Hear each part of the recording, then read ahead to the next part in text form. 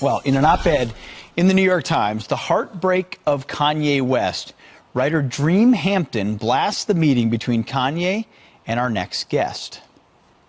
Saying what was dangerous was the way Mr. West included Candace Owens, an alt-right darling, a black woman and puppet, on his broadcast from the TMZ office. Her participation was most likely arranged by alt-right operatives. She goes on to write, with uncharacteristic generosity, Mr. West, Kanye, ceded the mic to Ms. Owens, who allows a racist, misogynist movement to hold her up as evidence that it is neither. Joins us right now with her shocked reaction, I would imagine, Candace Owens, Director of Urban Engagement with Turning Point USA. She joins us today from Minneapolis. Good morning. Candace, hi, how are you? I'm doing really well. How are you guys? Doing okay. A lot in this Dream Hampton op-ed in the New York Times. Where would you like to start? I guess we can start with the name calling. That's always my favorite part. I mean, am I the only one that feels like this is extremely elementary? It's like walking down the hallways of a middle school. I think pretty soon I'm going to get shoved into a locker by these leftist journalists. It's not to be taken seriously. It's all they have are all of these names that they're continually calling people, and they need to exit that strategy altogether. It's ridiculous. What stood out the most? Was there a key word or phrase? I mean, I quite frankly found the entire thing to be hysterical. It lets you know that they're afraid. I think the word dangerous was especially interesting. What's so dangerous about a black woman believing that she can do it without government handouts? What's so dangerous about a black woman that's promoting independence of thought in the black community? Why do they have a vested interest in black people remaining dependent on their narrative is the real question. So that was the adjective that stood out the most to me. And Candace, if you're a puppet, then who's the puppet master? Exactly. I'm still trying to figure it out. There seems to be no bottom to all of the names that leftists come out with. I saw an article literally ran that called me a loser. That's what I say when I say that these tactics are elementary. They don't upset me. They don't deter me. If anything, they encourage me, and it has an adverse effect. More people are able to find me and to research and to realize that the media is lying about my message. And they get to ask themselves that important question. Why? Do you know Dream Hampton? Did she call you for an interview? I mean, she's calling you these names. Does she know you? Not whatsoever. They have not any of these headlines. None of these journalists have reached out and asked me for a comment because these aren't journalistic pieces. These are hit pieces meant to assassinate my character. And unfortunately, it's not working. Well, for folks who are unfamiliar with your story, a couple of weeks ago, you were at a town hall and you confronted a Black Lives Matter protester and you countered what they were saying. And then a day or two later, Kanye West said he liked the way you thought. And then everything unraveled on the political left where they came after you. He's in big trouble simply because he likes Donald Trump. And apparently he's not supposed to like Donald Trump. That's exactly right, and that's what Kanye West was talking about, the thought police. This Dream Hampton writer is a member of the thought police force, where she has decided that black people are not allowed to have different thoughts. Black people are supposed to subscribe to this monolithic thinking that is encouraged by the left, and people like me are willing to stand up to it. As I said before, this does not scare me whatsoever, and I feel tremendously encouraged that these hit pieces will not stop, and they are coming more and more aggressively every single day. Yeah, Candace, we've come to a point in our country where if you don't like the way someone else thinks, you have to hate them. Why do you feel like the left wants to write all these hit pieces about you and Kanye? Why are you guys such a threat? Because for a long time, they have had a stranglehold on culture. And as Andrew Breitbart said, politics is really downstream from culture. So if they're unable to control culture, then they're not going to be so successful as controlling the black vote, which they have been tremendously successful in the past. What we're starting to see is black people are no longer looking at the name and calling, and they're starting to look at the policies. And the truth is, Democratic policies have decimated our communities over the years. That is the big wake up that they're afraid of. If they only get 85% of the black vote, they will lose 85%, and they still lose. They have a lot to lose if we move the vote by even 5 points. Joining us now is a huge star, Candace Owens, the communications director for Turning Point USA. Candace, welcome to the program. Thank you so much for having me. I'm so excited to be in studio with you. Well, we're excited to have you on the show. Mutual Adoration Society. Absolutely. Look, this morning we got the jobs report. 6.6% is the black unemployment rate, if I can put it like that, the lowest ever recorded. Why isn't that message getting out to the black community? Because they don't want blacks to be independent. We saw that with the State of the Union address, the Black Caucus, which you're talking about black leadership as yeah. opposed to the mass of the black community. Absolutely. So what it comes down to is that message can't get out because they don't want blacks to be independent. We saw that in the State of the Union address when they sat down when they announced that black unemployment rate was low, and they stood up when Obama was in office for more food stamps. I don't get it, Candace. I don't get it. I mean, surely the leadership of black America wants real progress. No. I don't know. Surely. Nope, absolutely not. I believe very much that many of them get their pockets lined. You think about Maxine Waters. She's always ranting about racism. She's never talking about all of the positive progress that's happening in the black community right now. But she lives in a $6 million house.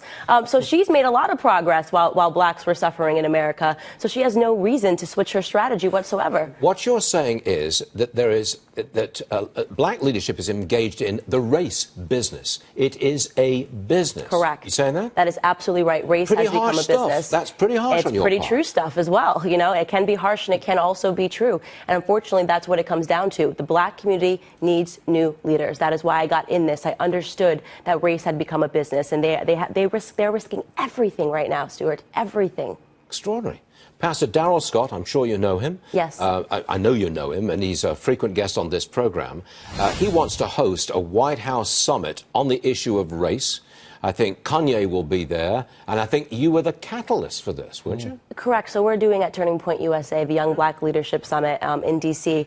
And the reason for that, I understand the criticism. A lot of people say to us, well, you can't use race, you can't use identity politics. Yes, we need to do that because there have been so many black conservatives who have had their voices silenced, who have been told they're not allowed to think those ideas. We want to send a message, a strong message to them to tell them that the time is now and that they are not the only ones. There are plenty of us thinking like them, and it's time for them to feel like they can be leaders in their own communities. If you get this summit, you get it together, what's the goal? What would you think is the overriding goal of getting everybody together? What is it? To empower them and to give them a voice and to tell them that they are not traitors as they have been treated. They don't have it wrong as they have been told, that they have it right. And as I said before, the time is right now. What's the reaction to you? Because you made a big splash. I mean, you really did. What happened to you? Look, it's love and hate equal parts. I had planned to do this. I said I want to launch an ideological civil war in the black community. I want black people to begin arguing. That's great, because that means that we're not a monolith. It means that we have different ideas. Arguing is good. It means that we're willing to debate and to use facts and data and to research to support our arguments. So I'm very pleased with the business of being loved and hated. Are we going to get this summit going? We are absolutely going to get this summit going. You don't have a date or anything yet, but it's going to happen. It's 100% going to happen in October of this year. You know, you work with Charlie Kirk, yes, Turning Point USA. I do. We always say that he's going to be the president of the United States, maybe 2040, maybe 2044.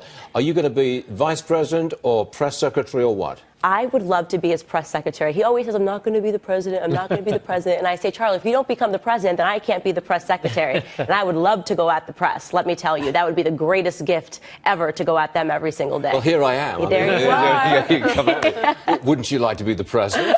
No, that is not in the cards for me. I think that's an incredibly stressful job. And I'm too much of a street fighter. I'd get into way too much trouble if I was in the White House. Now, come on, you're not a street fighter. You're sitting right next to me in a set in New York. You know, you're not a street fighter. Yeah, but it's harder when you're inside the White House than it is on the outside. So I like to defend the White House from the outside. Candace, we think you're all right. Thank you so much. And we hope you'll come back. I absolutely will. Thanks, guys, for having me. Sure thing. We'll see you soon. Thank you. A writer for The Atlantic is blasting Kanye West's support of President Trump as shockingly ignorant.